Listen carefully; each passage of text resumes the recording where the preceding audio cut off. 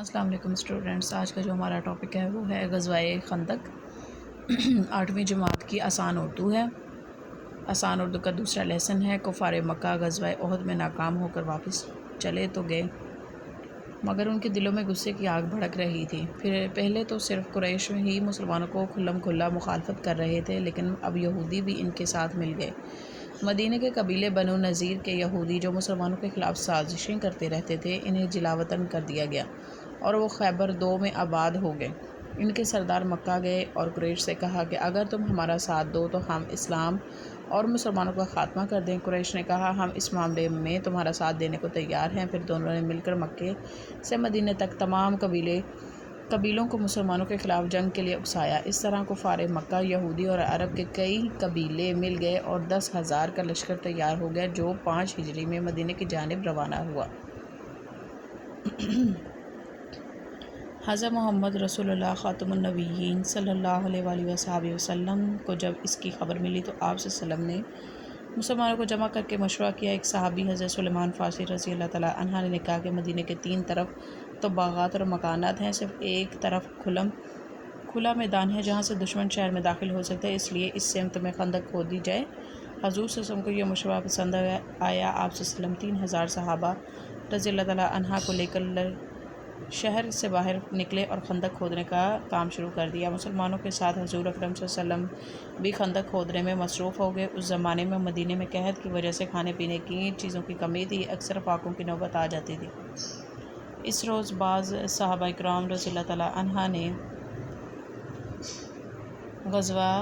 پہلا جو غزوہ تھا وہ جنگ جس میں حضرت محمد صلی اللہ علیہ وسلم نے شرکت کی، جنگ احد 4 ہجری میں ہوئی۔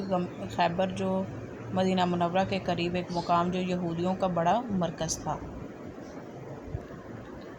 بھوک کی شدت سے گھبرا کر حضرت محمد صلی اللہ علیہ وسلم کو پیٹ پر بندھے ہوئے پتھر دکھائے۔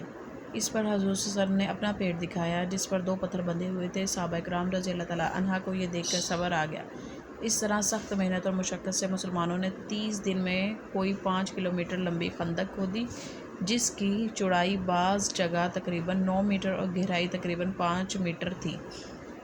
ادھر خندق تیار ہوئی، ادھر دشمنوں کے لشکر نے مدینہ منورہ پر دھاوا بول دیا۔ ابو سفیان جو کہ کفار کے لشکر کا سردار تھا، یہ خیال کر رہا تھا کہ چند گھنٹوں میں مدینہ کو روند ڈالے گا، مگر سامنے ایسی خندق تھی کہ اونٹ گھوڑے اس کے آگے بیکار تھے۔ چند نامی گرامی بہادروں نے گھوڑے دوڑا کر خندق کو پار کرنا چاہا تو خندق میں گر گئے۔ ایک بہادر مشکل سے پار ہوا تو حضرت علی رضی اللہ تعالیٰ عنہ شیر خدا نے ایک ہی بار میں اس کا کام تمام کر دیا۔ اس کے بعد کسی کی ہمت نہ ہوئی، دور سے تیر چلاتے رہے مگر اس طرح لڑائی کا فیصلہ نہیں ہو سکتا تھا۔ دشمن 1 ماہ تک مدینہ کا محاصرہ کیے پڑے رہے مگر کامیابی کی کوئی صورت نظر نہ آئی۔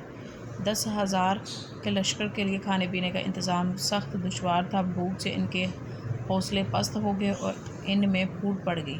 سردی کی شدت اور رزق کی قلت نے انہیں مایوس کر دیا۔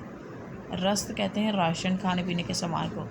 اسی اثنا میں اللہ تعالیٰ نے غیب سے مسلمانوں کی مدد کی۔ ایک رات اچانک ایسی سخت آندھی چلی کہ دشمنوں کے خیمے اڑ گئے اور اونٹ اور گھوڑے رسیاں توڑا کر بھاگ گئے۔ اس کے بعد انہیں اپنی شکست کا یقین ہو گیا اور کچھ سامان سمیٹ سکے اٹھا کر ناکام واپس ہو گئے۔ غزوۂ خندق کو غزوۂ احزاب بھی کہتے ہیں۔ عربی میں حزب کے معنی پارٹی یا لشکر کے ہیں، اس کی جمع احزاب ہے۔ اس موقع پر چونکہ کافر کئی لشکر جمع کر کے لائے تھے، اس لیے اسے جنگ احزاب بھی کہتے ہیں۔ اس غزوہ کا ذکر قرآن مجید کی سورۃ احزاب میں آیا ہے۔ عربوں میں قدیم زمانے میں یہ رواج تھا کہ وہ شدید بھوک کی حالت میں اپنا پیٹ دبانے کے لیے اس پر پتھر باندھتے تھے تاکہ پتھر سے پیٹ دبنے کی وجہ سے بھوک کی شدت میں کمی محسوس ہو۔ آئے ہم آگے اپنی مشق کو کور کرتے ہیں۔ اس مشق کے 5 سوال ہیں۔ اس مشق کے 6 سوال ہیں، 5واں یہاں ہے۔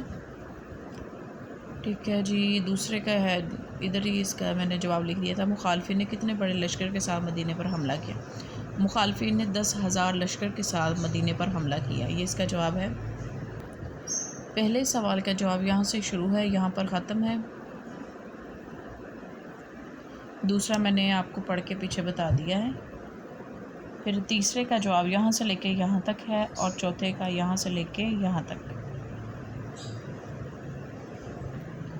پانچویں سوال کا جواب یہاں سے لے کے یہاں تک ہے۔ ابو سفیان جو کہ کفار کے یہاں سے لے کے گھوڑے اس کے آگے بیکار تھے، یہاں تک پانچویں کا جواب ہے۔ پھر ہے جی چھٹا، اسی اسنا میں اللہ تعالیٰ نے غیب سے مسلمانوں کی مدد کی، یہاں سے لے کے یہاں تک، اٹھا کر ناکام واپس ہو گئے، یہ چھٹے کا جواب ہے یہاں تک۔ پھر جی اس کا جو حصہ بے ہے، ان الفاظ اور محاورات کے معنی لکھیے۔ آپ کی جو کلاس ٹیچر ہیں وہ آپ کو اپنے مطابق یہاں پر ان کے محاورے اور ان کے الفاظ معنی بتائیں گی۔ یہ بالکل آسان ہے، یہ بچے اگر پڑھنے والے ہیں تو وہ خود بھی حل کر سکتے ہیں۔ پھر جی آگے ہے حصہ جیم۔ حصہ جیم ہے درج ذیل جملوں پر صحیح اور یا غلط کا نشان لگائیے۔ غزوہ خندق یہودیوں کی سازش کا نتیجہ تھا، یہ درست ہے۔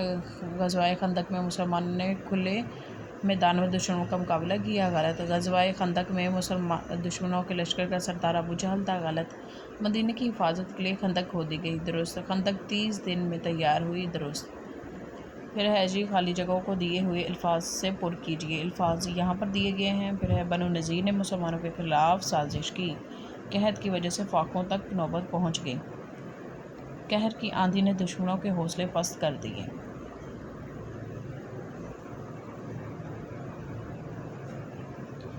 پھر ہے جی چوتھا، حضرت علی نے ایک ہی وار میں دشمن کو ڈھیر کر دیا۔ پانچواں ہے خود غرض لوگ ملک اور قوم کے خلاف سازشیں کرتے رہتے ہیں۔ آئی ہوپ اسٹوڈنٹس کی لیسن اور اس کی میں نے آپ کو ایکسرسائز کور کروائی ہے، جو کہ آپ کے لیے بہت انفارمیٹیو ہوگی، ہیلپ فل ہوگی۔ آپ میرے چینل کو زیادہ سے زیادہ اسٹوڈنٹس لائک کریں، شیئر کریں، سبسکرائب کریں، تاکہ میں آپ کے لیے ایسی بہت سی انفارمیٹیو ویڈیوز بناتی رہوں۔ ملتے ہیں اگلی ویڈیو میں، تب تک مجھے دیجیے اجازت، اللہ حافظ، اور کامنٹس کرنا مت بھولیے گا۔